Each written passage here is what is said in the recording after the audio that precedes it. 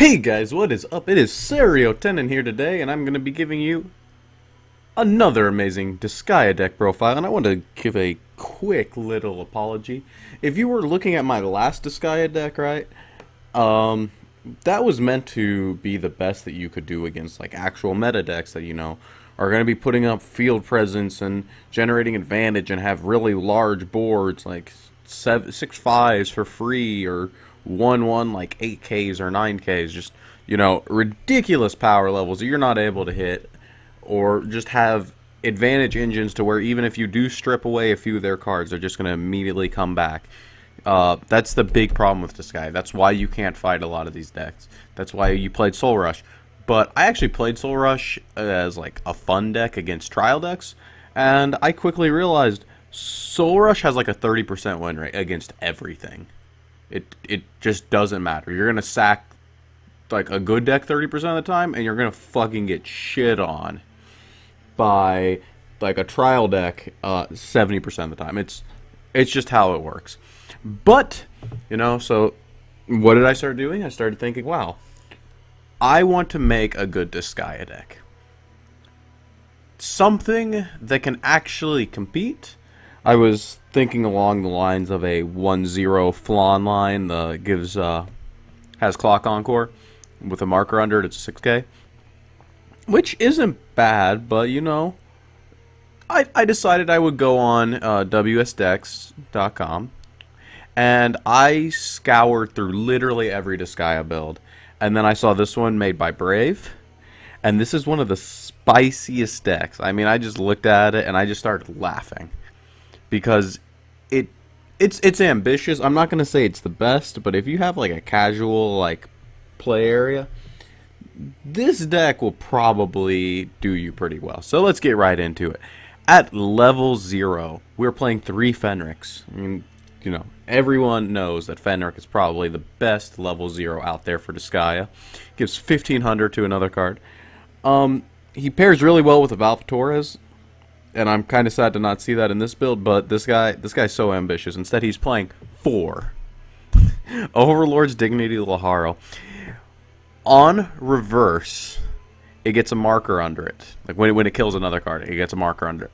And it gains a level and 1500 power for each marker under it. So if you drop a Fenric in the back row, this in the front row, and you swing into like whatever they've got on the board, and you manage to get a reverse, you get a marker. You now have a level 1 5K on your board.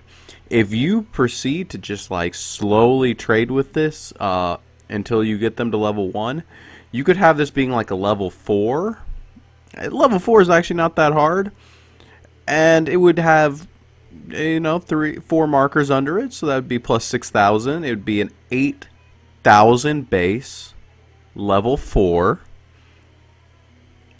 It's pretty good. So you're playing this like really cheesy snowball card, and I love it. You're playing one Angel Trainee Flan. It bonds your level 3/2 Laharo. And yeah, you really need this card in Disgaea. I didn't have that as my Soul Rush deck. I actually included it before playing because the bond is so important for hand advantage. Now this is something new. I see why this card is good. I'm not sure that I think it's the best.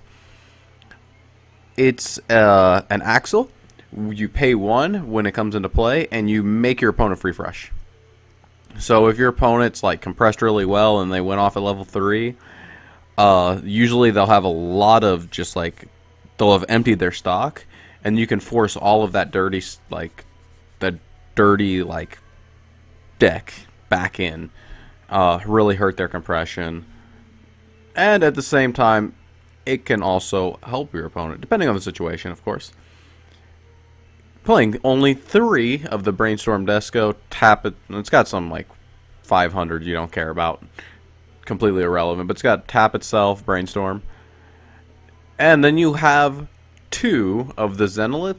Zenolith is a great card. It's when another card is attacked, you get to sack it to give it 1,000. So even if they attack it first, you can sack it and then just give another card 1,000 while it's reversed, or You can get rid of it to like deny them on reverse effects.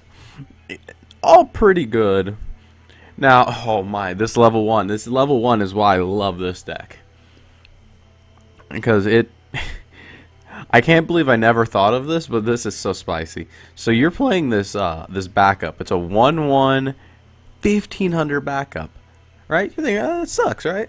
But if you have a Prinny, it gains an additional 1,000 on the backup.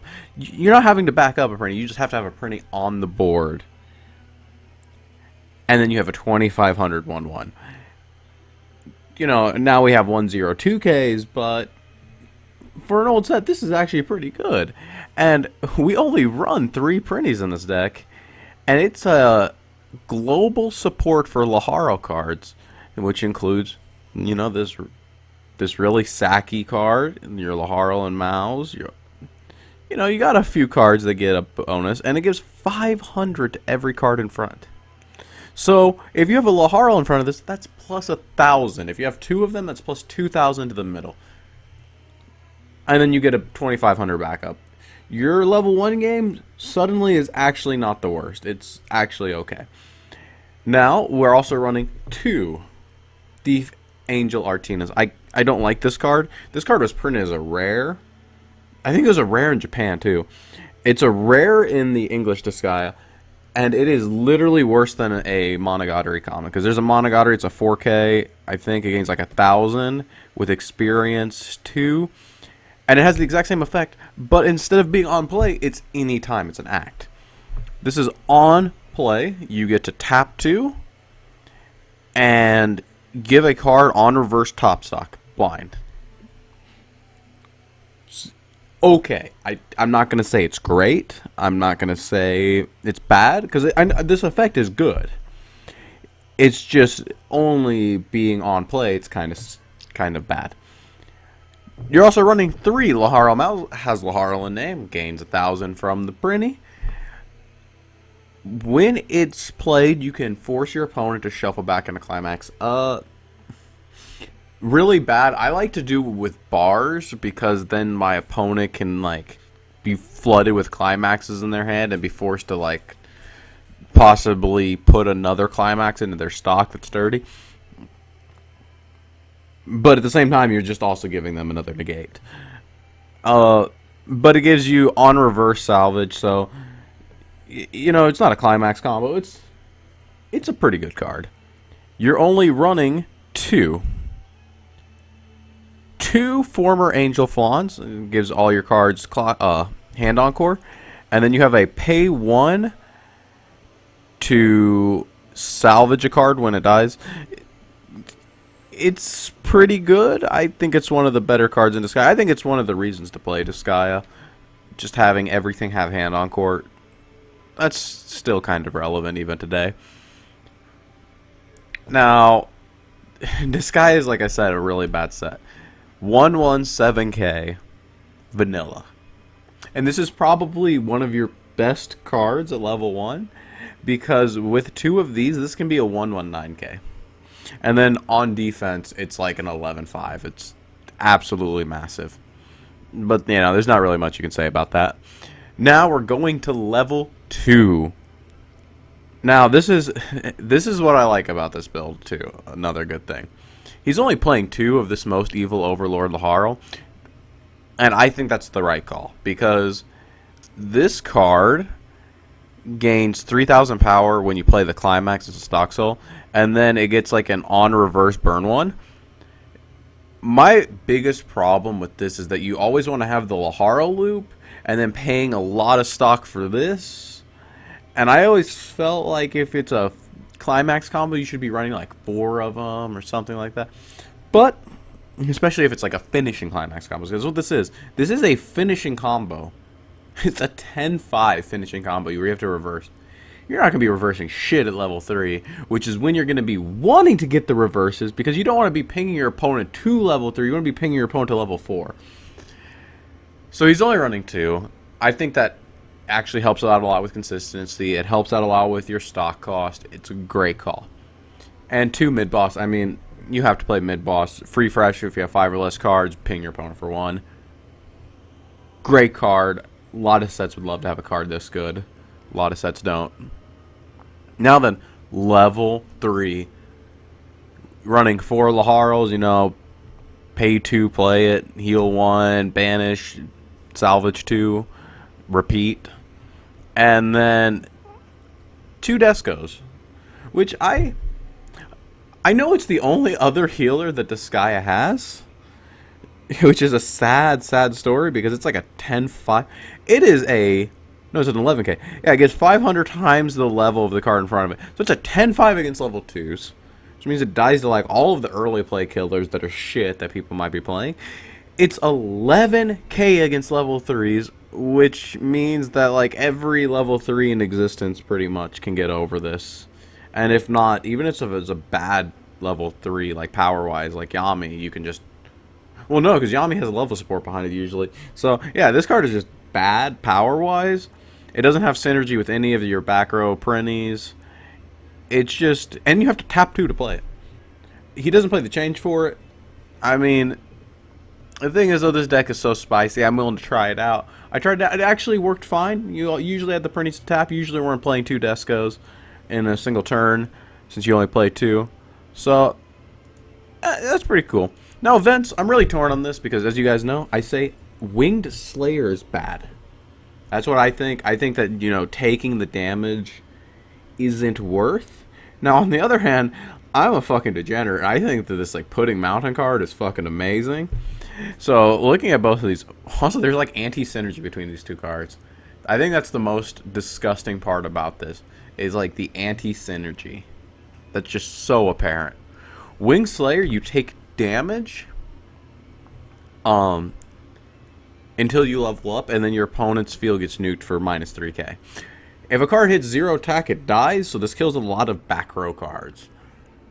It just completely strips your opponent's field. They're struggling usually to...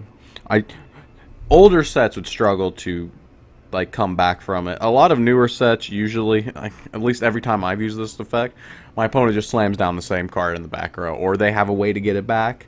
I might cost them 2 stock, but at the same time I've taken like 2 damage. They're usually up. Pudding Mountain is a card that I want to think is good, but I know deep down inside it's really fucking bad. But it does have a few upsides. I'll talk about that after explaining the card. You choose 5 non-climax cards, return them to your deck, and then you heal 2. Not just any 2, though. You get to choose the 2 that you heal. So if there's cards that are stuck in your clock that you need, you just get them out. And then if you banish Pudding Mountain. So it compresses you 1 for 2, and it heals you for 2. But at the same time, it also gives you like anti-compression. Cool things about it, though. You can stack 5 soul triggers back into your deck if you're pushing for game. It's fucking great. You can, like, let's say that you're down to, okay, I know this is going to sound absurd, but this happens to me like every game. Let's say you've got 5 cards left in your deck and you have 4 climaxes in those 5 cards. And for some reason you don't have access to mid-boss. Let's say you're still level 1 somehow. You've been, I don't know, you've been canceling, but regardless, you have a small amount of cards, a large amount of climaxes. Shuffling back in 5 can actually lead to you taking less damage because you're less likely to trigger non-climaxes. And then you're more likely to cancel because usually, I mean, if your opponent's hitting you for 1, like, you don't really care. I mean, you probably played this at like level 1 or 2.